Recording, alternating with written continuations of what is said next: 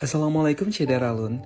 Buat kalian yang penasaran lokasi wisata Pantai Cemara di Gampong Ningkakuta, langsung saja. Jika kalian sudah sampai di Simpang 4 Gede Guruko atau Gandapura, jika kalian dari arah Banda Aceh ke Medan, langsung ambil arah kiri ya. Dari kejauhan. Nah, kalian akan masuk di jalan pertokoan. Nah, di ujung jalan nanti kalian akan nemu dua jalur. Jangan lupa ambil kanan ya.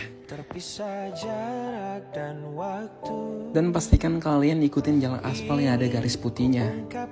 Rinduku lewat kata indah, tak cukup untuk dirimu, sebab kau terlalu indah. Dari sekedar kata, dunia berhenti sejenak menikmati indahmu. Dan apabila ingat ya, pastikan kalian ikutin jalan aspal yang ada garis putihnya ya. Jalani dunia tak seindah kemarin, sederhana. Nah, akhirnya kalian sampai di wisata Pantai Cemara di Gampong Ningkakuta. Selamat datang dan selamat bersenang-senang.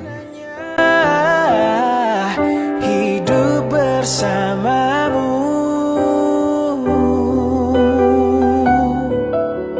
Pesona Gampong Ningkakuta Wisata Pantai Cemara Kecamatan Gandapura Kabupaten Birun.